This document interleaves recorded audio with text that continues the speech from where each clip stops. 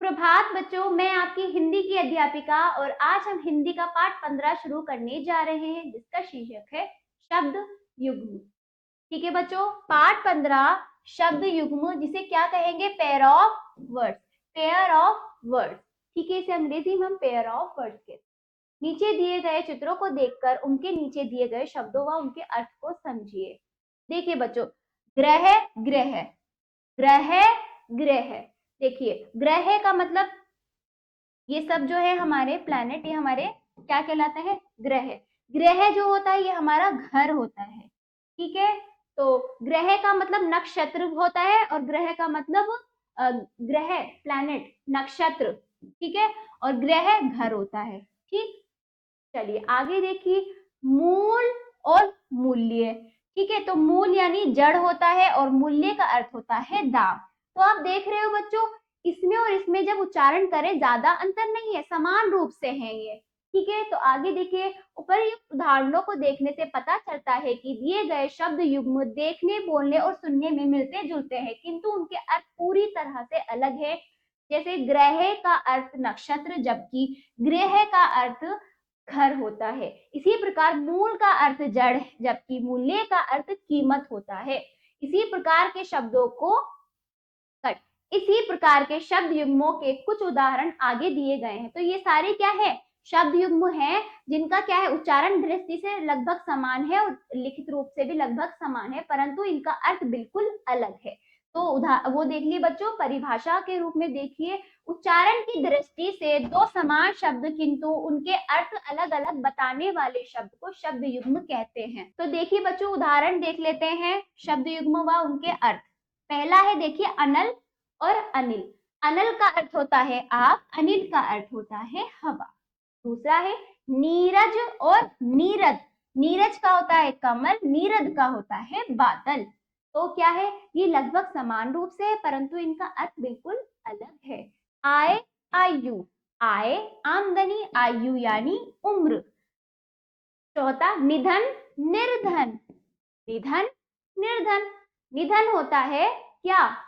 निधन होता है मृत्यु, निर्धन होता है गरीब। निधन, मृत्यु, निर्धन, गरीब। पांचवा देखिए, परिणाम, परिमाण। ठीक है, परिणाम या का अर्थ होता, परिणाम का अर्थ होता है फल, परिमाण का अर्थ होता है मात्रा। परिणाम का अर्थ फल, परिमाण का अर्थ होता है मात्रा। छठा देखिए, हस्त, हस्ती। हस्त का अर्थ होता है हस्त यानी हाथ, हस्ती का अर्थ होता है हाथी। हस्त, हाथ, हस्ती, हाथी। ऐसे ही कुल, कुल। कुल का अर्थ होता है वंश, है ना, वंश।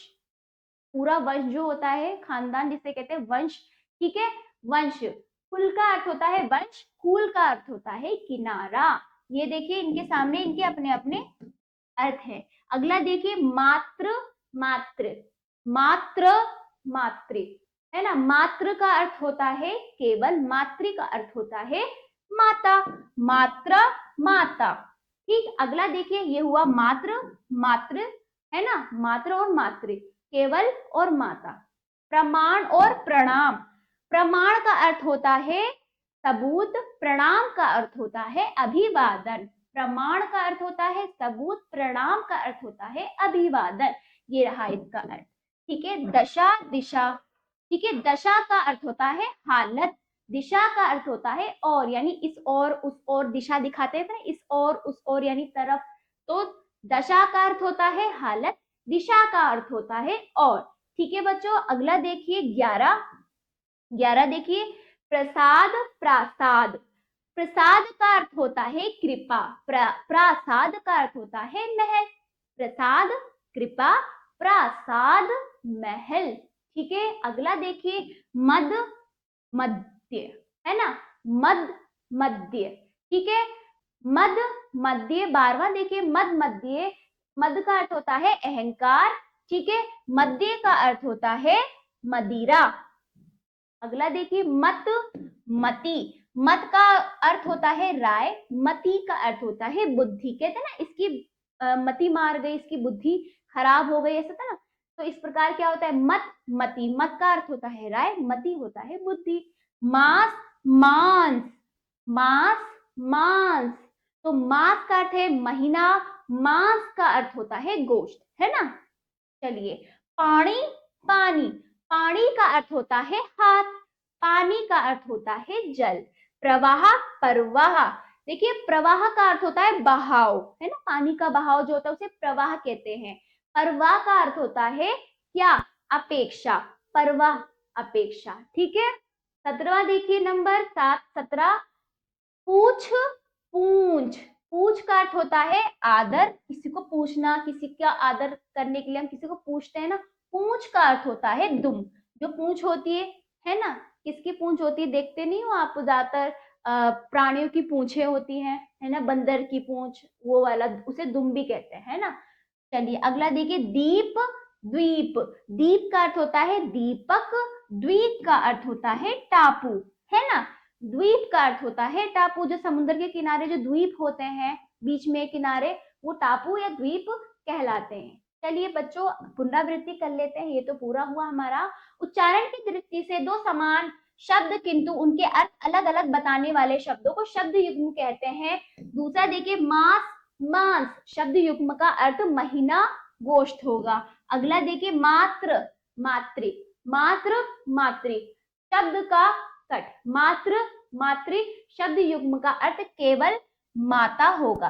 तो ये हमने अच्छे से इस पार्ट में अच्छे से देख लिया है। चलिए अब आओ करें अभ्यास, सोचिए और बताइए, मौखिक रूप से उत्तर देना है। निम्नलिखित के उत्तर बताइए। नंबर 1, उच्चारण की दृष्टि से दो समान शब्द किंतु उनके अर्थ अलग अलग बताने वाले शब्दों को क्या कहते हैं। नंबर 2, प्रसाद, प्रासाद में प्रसाद का अर्थ कृपा, तो प्रासाद का अर्थ क्या होगा, ठीक है। अगला, कुल, कुल में कुल का अर्थ अंश, तो कुल का अर्थ क्या होगा। इनको आप बोलकर इनका उत्तर देंगे बच्चों, ठीक है। चलिए सोचिए और लिखिए, लिखित रूप में आप इनका उत्तर देंगे। निम्नलिखित प्रश्नों के उत्तर दीजिए। नंबर 1, शब्द युग्म किसे कहते हैं। नंबर 2, पूछ और पूंछ, पूछ, पूंछ शब्द युग्म का अर्थ लिखिए। तो इनको लिखित रूप में आपको स्वयं अपनी अभ्यास पुस्तिका में लिखना है पाठ के अनुसार, ठीक है बच्चों। चलिए अब अगला, चित्र को देखकर सही अर्थ वाले शब्द पर गोला बनाइए। तो ये क्या है, हाथी, हाथी को हम हस्ती कहते हैं, तो हमें सही अर्थ पर गोला बनाना है, ठीक है। ये क्या है, आम, फल, ठीक है, तो इसे अनिल कहेंगे, ठीक है। आगे देखिए, महल, महल यानी प्रासाद, तो हमें सही पर गोला बनाना है बच्चों। यह है ग्रह, कौन सा वाला, री वाला ग्रह आएगा यहाँ पर, ठीक है। अगला, ये है क्या, ये है कमल, तो कमल को क्या कहेंगे, नीरज। ये है हाथ, हाथ को हम पानी कहेंगे। तो हमें सही शब्द पर गोला भरना था बच्चों। चलिए, रिक्त स्थानों में सही अर्थ लिखिए। नंबर 1, आय का अर्थ आमदनी, तो आयु का अर्थ होगा, क्या होगा, आयु का अर्थ क्या होगा, उम्र। तो आपको सही इसका वो बताना है अर्थ। दो शब्द दिए गए, पहला शब्द का अर्थ ये रहा, दूसरे का उम्र, ठीक है। चलिए, निर्धन का अर्थ गरीब, तो निधन का अर्थ क्या होगा, निधन का मृत्यु,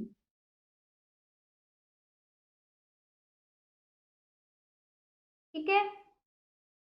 मात्र का अर्थ केवल, मातृ का अर्थ होता है माता।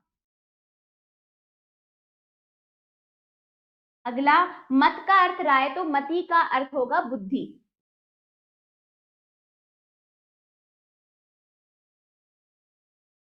ठीक है, तो ये पाठ समाप्त हुआ। आशा करती हूँ ये पाठ आपको अच्छे से समझ आया होगा। इसको अच्छे से आप क्या करना है, इनको अर्थ को कंठस्थ करना है समझते हुए, और इस पाठ का अभ्यास करना है, ठीक है बच्चों। आप भी अन्य शब्दों को निकालिए जो उनके मिलते जुलते आपस में हो, ठीक है, परंतु उनका अर्थ क्या हो, अलग हो। तो ये पाठ समाप्त हुआ और अब हम मिलते हैं अगले पाठ पर। धन्यवाद।